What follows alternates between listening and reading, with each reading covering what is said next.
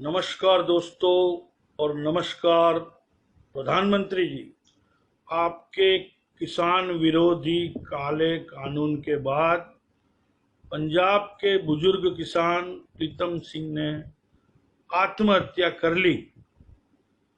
आपका शासन और आपके कानून, आपकी नीतियां हमारे देश की 100 करोड़ से ज्यादा जनता को पीड़ा देने वाले हैं।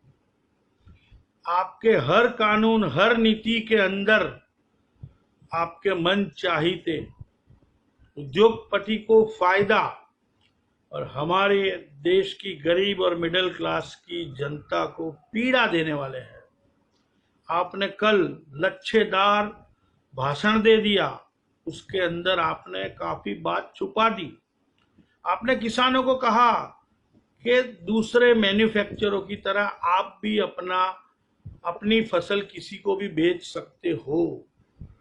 आपको शासन का कोई अनुभव नहीं है, आपको घर चलाने का, परिवार के साथ रहने का कोई अनुभव नहीं है। आपने खुद कहा है, मैंने 35 साल भीख मांग कर खाना खाया है। बाल बच्चों के साथ परिवार चलाना, एक महीने का, एक साल का राशन किस तरह लाना, कौन सी तनख्वाह में लेके आना, आपको कोई अनुभव नहीं है। इसके लिए आपका शासन सिर्फ आपके यार दोस्तों के प्रति मोहब्बत और प्रेम का शासन है। जनता को पीड़ित करता है ये शासन। आपके खास दोस्त अनिल अंबानी को तो आपने बर्बाद कर दिया। अब मुकेश को, रिलायंस ग्रुप को आप तहस नहस करना चाहते हो, बर्बाद करना चाहते हो, ये लग रहा है। और उसको फायदा भी आज की तारीख में करवाने चाहते हो। ये किसान के विरोध का जो कानून है, उसमें आपने किसानों को कह दिया आप मर्जी में आए उसे बेचो। कौन लेगा उनसे फसल? रिलायंस ग्रुप लेगा और दूसरे 2-4 लोग लेंगे।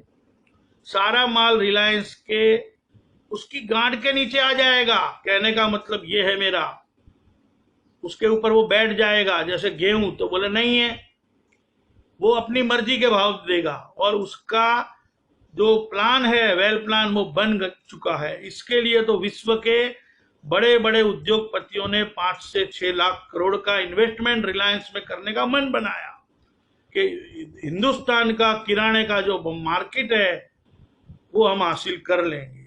ये भूमिका के अंदर आपकी भूमिका नंबर 1 है। इसके लिए तो ये कानून बना है। चाहे आप मुझे फांसी पे चढ़ा दीजिए, कोई फर्क नहीं पड़ता। ऐसे भी मुझे पता है कि रिलायंस का नाम लूंगा, आपका नाम लूंगा तो मुझे मौत आनी है, बेमौत मुझे मरना है।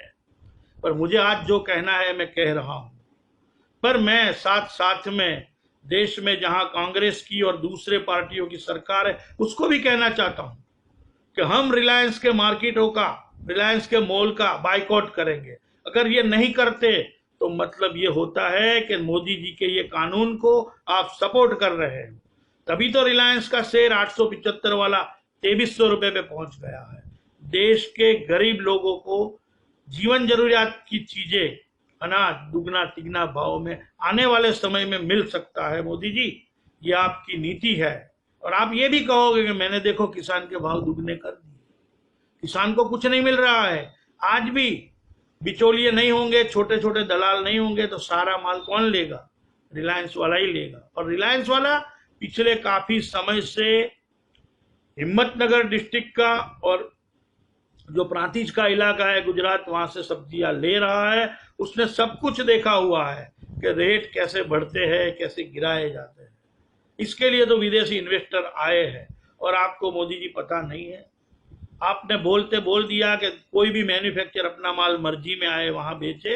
पर हमारे देश में कानून है पिछले 70 साल से, आजादी मिली तब से, कि हमारे देश में जीवन जरूरियात की चीजें यानी अनाज दाल का कोई बफर स्टॉक नहीं कर सकता।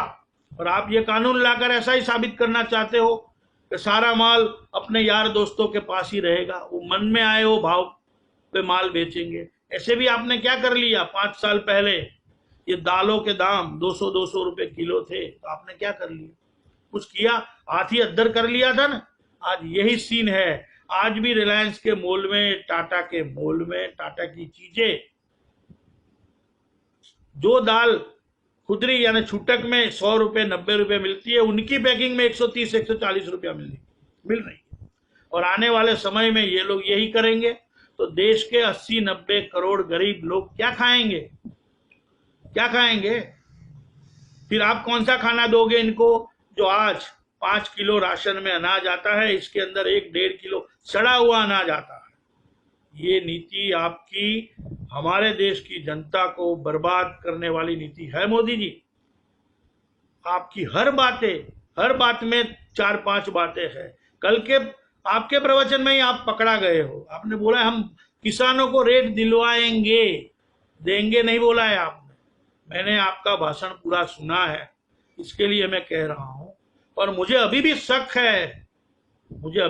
है कि आपके साथ देश की और पार्टी के नेता भी मिले हुए हैं।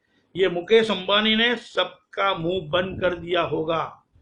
आने वाले समय में सब पता चल जाएगा। अगर ये कानून आपका बन के रहेगा, पास हो गया और कायम के लिए रहेगा, तो मतलब देश के काफी राजनेता बिक चुके हैं। इसके लिए तो मैं कहता हूं ना, मौत कल आती है तो आज आए, और आज अभी से आप मुझे फांसी के फंदे पे चढ़ा दीजिए। लेकिन ये कानून किसानों के साथ साथ देश के 80-90 करोड़ गरीब लोगों के लिए भी पीड़ा देने वाला है। वो पैसे कहां से लाएंगे? आप अपने यार दोस्तों को ऊंचा लाने के लिए जो शासन कर रहे हो, आप बहुत गंदा शासन कर रहे हो मोदी जी। आपसे देश के गरीबों को ये उम्मीद नहीं थी। मैं बार बार कहता हूं कि वोट देने ये लोग नहीं आते, वोट देने गरीब आए थे। शायद मेरी ये बात आप तक पहुंचे ना पहुंचे, और जो भी हो, जय हिंद, जय भारत।